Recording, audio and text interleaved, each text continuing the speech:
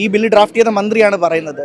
ഈ ബില്ലിൽ മുൻപത്തെ പ്രശ്നങ്ങൾ പരിഹരിക്കാൻ, അവർക്ക് ഒരു പെർമനന്റ് സൊല്യൂഷൻ കൊടുക്കാനുള്ള എല്ലാ കാര്യങ്ങളും നിയമവശമായി അദ്ദേഹം പഠിച്ചിട്ടുണ്ട്, എല്ലാ കാര്യങ്ങളും അതിലുണ്ട് എന്ന് അദ്ദേഹം തറപ്പിച്ച് പറയുന്നു. ഇതിൻ്റെ റൂൾസ് ഫ്രെയിം ചെയ്തുകൊണ്ടിരിക്കുകയാണ്.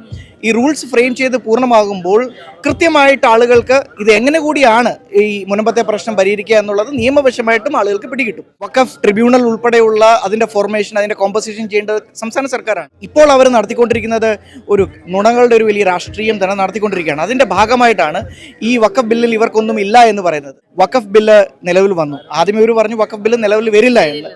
നരേന്ദ്രമോദി സർക്കാരിൻ്റെ ഇച്ഛാശക്തി കൊണ്ട് വഖഫ് ബില്ല് മുനമ്പം അല്ലെങ്കിൽ കേരളത്തിൻ്റെ ഒരു കോണിൽ മാത്രം ഒതുങ്ങേണ്ട ഒരു വിഷയം അത് അങ്ങ് ഡൽഹിയിലെത്തുകയും പാർലമെൻറ്റിൽ അതിൻ്റെ അലയോടികൾ അത് നമ്മളെല്ലാം കണ്ടതാണ്. കാരണം അമിത്ഷാജി ഉൾപ്പെടെയുള്ളവർ, കിരൺ റിജിജു ഉൾപ്പെടെയുള്ളവർ അതിനെ വളരെ ഗൗരവപരമായിട്ട് പാർലമെൻറ്റിൽ അവതരിപ്പിക്കുകയും ചെയ്തു. അതിൻ്റെ ഒരു ഏറ്റവും വലിയൊരു കാരണം നമ്മുടെ സാമൂഹിക മാധ്യമങ്ങൾ തന്നെയാണ്. നിങ്ങളെപ്പോലുള്ള മാധ്യമങ്ങളാണ്. നിങ്ങൾ ആ വിഷയം വളരെ കൃത്യമായിട്ട് നാഷണൽ പ്ലാറ്റ്ഫോമിൽ എത്തിക്കാൻ സഹായിച്ചു. ഞങ്ങളെ കൊണ്ട് ചെയ്യാവുന്നതും ഞങ്ങളും ചെയ്തു. ഇവിടെ നിരവധി നാഷണൽ മീഡിയ ആ സമയത്ത് വന്നിരുന്നു. ഞാനും അവരോടൊപ്പം വന്ന ആളാണ്. ടൈംസ് നൗ, റിപ്പോർട്ടറും ഉൾപ്പെടെയുള്ള പല ചാനലുകളും ഇവിടെ വന്ന് ഇത് കവർ ചെയ്തു. ഇന്നിത് മുനമ്പം എന്ന് പറഞ്ഞാൽ ഭാരതത്തിലെ എല്ലാവർക്കും അറിയാം ഇപ്പം മുനമ്പം എന്ന് പറയുന്നൊരു വിഷയമുണ്ട് എന്ന്. ആ രീതിയിലേക്ക് നിങ്ങളെല്ലാം മാധ്യമങ്ങളെല്ലാം ചേർന്നുകൊണ്ട്, സാമൂഹ്യ മാധ്യമങ്ങൾ ചേർന്നുകൊണ്ട് ഇത് വലിയ രീതിയിൽ എത്തിച്ചത് നിങ്ങളോടാണ് ആദ്യമേ നന്ദി പറയേണ്ടത്. കാരണം ഈ സാധാരണ ജനങ്ങൾ, ഇല്ലെങ്കിൽ ഇവരുടെ വിഷയം ഇവിടെ ഒതുങ്ങിപ്പോകേണ്ട വിഷയം ഇപ്പോൾ അതുകൊണ്ട് കോൺഗ്രസ് ആയിക്കോട്ടെ ഇടതുപക്ഷമായിക്കോട്ടെ ഇന്ന് പ്രതിക്കൂട്ടിൽ നിൽക്കുകയാണ്.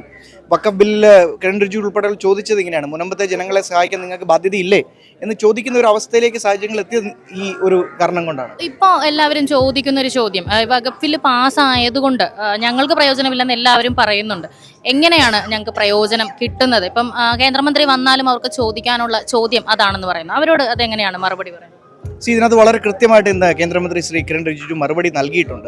ഒന്ന് എന്ന് പറയുന്നത്, വളരെ കൃത്യമായിട്ട് ഈ വഖഫ് ബില്ല് ഇതിനെ എതിർത്തതുകൊണ്ട് നമുക്കറിയാം എന്തുകൊണ്ടാണ് അവർ എതിർത്തത്. കോൺഗ്രസും ഇടതുപക്ഷവും അവർ ഒരുമിച്ച് ചേർന്നുകൊണ്ട് നിയമസഭയിൽ റെസൊല്യൂഷൻ പാസ്സാക്കി, പ്രമേയം പാസ്സാക്കി, എന്നിട്ട് ഒരുമിച്ച് നിന്നുകൊണ്ട് ലോക്സഭയിലും അവർ ഈ ബില്ലിനെ എതിർത്തു. അത് അവരുടെ പ്രീണന രാഷ്ട്രീയത്തിൻ്റെ ഭാഗമായിട്ടാണെന്ന് എല്ലാവർക്കും വ്യക്തമായിട്ട് അറിയാം. അതിനു വേണ്ടിയിട്ട് അവർ വഖഫ് മുനമ്പത്തെ ജനതയെ തള്ളിപ്പറഞ്ഞു. ഇപ്പോൾ അവർ നടത്തിക്കൊണ്ടിരിക്കുന്നത് ഒരു നുണകളുടെ ഒരു വലിയ രാഷ്ട്രീയം തന്നെ നടത്തിക്കൊണ്ടിരിക്കുകയാണ്. അതിൻ്റെ ഭാഗമായിട്ടാണ് ഈ വഖഫ് ബില്ലിൽ ഇവർക്കൊന്നും ഇല്ല എന്ന് പറയുന്നത്. ഒന്നാമത്തെ കാര്യം നമ്മൾ മനസ്സിലാക്കേണ്ടത്, വഖഫ് ബില്ല് നിലവിൽ വന്നു. ആദ്യമേ ഇവർ പറഞ്ഞു വഖഫ് ബില്ല് നിലവിൽ വരില്ല എന്ന്. നരേന്ദ്രമോദി സർക്കാരിൻ്റെ ഇച്ഛാശക്തി കൊണ്ട് വഖഫ് ബില്ല് നിലവിൽ വന്നു. ഒന്ന്. രണ്ടാമത്തെ കാര്യം, ശ്രീ കിരൺ റിജിജു ഇന്ന് വളരെ വ്യക്തമായിട്ട് ഉത്തരവാദിത്തത്തോടു കൂടി ഈ ബില്ല് ഡ്രാഫ്റ്റ് ചെയ്ത മന്ത്രിയാണ് പറയുന്നത്.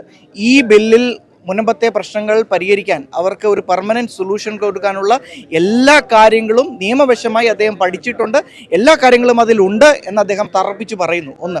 രണ്ട്, അദ്ദേഹം അതിൻ്റെ കൂടെ കൂട്ടിച്ചേർത്തു, ഇതിൻ്റെ റൂൾസ് ഫ്രെയിം ചെയ്തുകൊണ്ടിരിക്കുകയാണ്.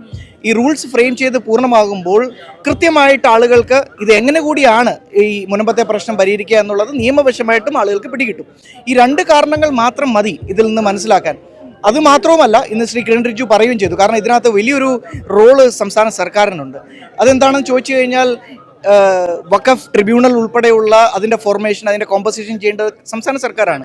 അപ്പോൾ ശ്രീ കിരൺ റിജിജു പറഞ്ഞു, നമ്മൾ വഖഫ് പുതിയ ബില്ല് അനുസരിച്ച് നേരത്തെ ഉണ്ടായിരുന്ന മുസ്ലിങ്ങൾ മാത്രം ഉൾപ്പെടുന്ന ട്രിബ്യൂണലിന് പകരം നോൺ മുസ്ലിംസും ഉൾപ്പെടുന്ന ഒരു പുതിയൊരു വഖഫ് ട്രിബ്യൂണലിന് വേണ്ടിയിട്ട് പുതിയ വഖഫ് ആക്ടിനകത്ത് ഒരു നിയമം കൊണ്ടുവന്നത് നമ്മുടെ സർക്കാരാണ്.